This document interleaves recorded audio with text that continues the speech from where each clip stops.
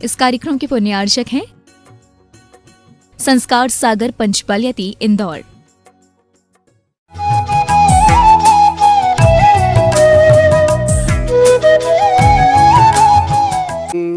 आचार्य कुंद कुंद देव द्वारा रचित निर्वाण भक्ति का एक वाक्यांश।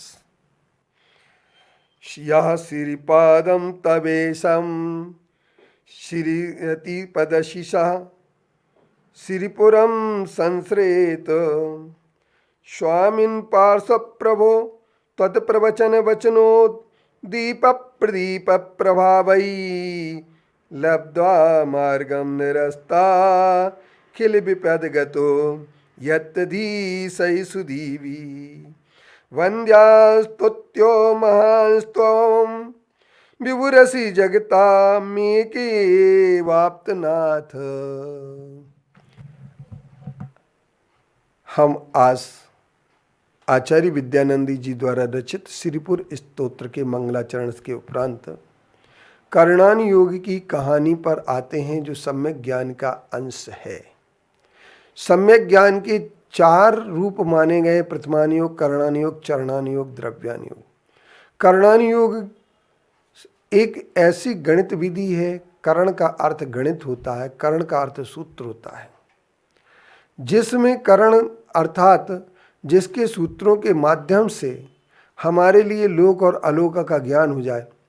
लोक और अलोकों का विभाग जिससे पता लग जाता है लोक में क्या है। जम्बू की लोक में 3 लोक होते हैं, 3 लोक में आधा लोक क्या है, ऊर्ध्व लोक क्या है, मध्य लोक क्या है, उसकी लंबाई कितनी है, चौड़ाई कितनी है, इन सब चीज़ों का जो बिल्कुल वैज्ञानिक और आधारभूत ज्ञान होता है, निश्चित ज्ञान होता है, वह कर्णान योग की उपलब्धि होती है।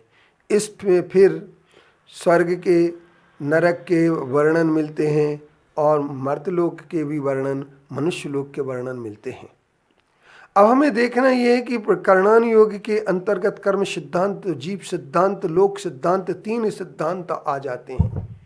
युग का पूरा परिवर्तन भी आ जाता है। 6 कालों में होने वाला परिवर्तन, जो 6 काल में परिवर्तन होता है, सूक्ष्मा सुषमा, सुषमा सुषमा दुष्मा, दुष्मा सुषमा और दुष्मा दुष्मा दुष्मा, ये 6 कालों का होने वाला परिवर्तन जिस कर्णान योग का विषय बनता है। कर्णान योग के विषय के अंतर्गत इन काल परिवर्तन को जैन दर्शन ने बहुत बखूबी माना है और काल परिवर्तन मानते हुए उन्होंने कहा एक आदर्श के दर्पण के समान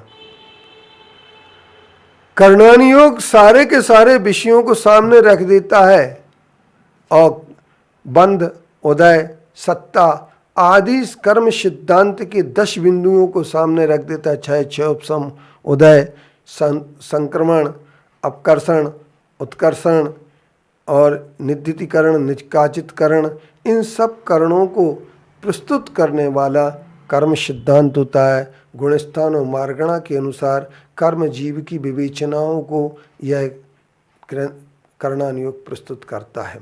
ऐसे कर्णान योग को सुन करके, समझ करके हम लोग अपने जीवन में आए हुए विपदाओं को दूर करने में सक्षम हो सकते हैं, क्योंकि जब ये पता लग जाता है कि सारी की सारी विपत्ति हमारे पूर्व के किए हुए कर्म के कारण से होती है और ये कर्म को कोई भी व्यक्ति न कम कर सकता है, न ज़्यादा कर सकता है, न घटा सकता है, न बढ़ा सकता है, और तो फिर हम स्वयं के किए हुए कर्म का भी फल भोगते हैं। यदि हम दूसरे के द्वारा दिए हुए फल को भोगने लगें तो हमारे किए हुए कर्म व्यर्थ, निरर्थक सिद्ध हो जाएंगे। कर्णान योग की इस अध्यात्म संगति को सुन करके हम सब लोगों को अपने जीवन को उत्कृष्ट श्रेष्ठ बनाना चाहिए।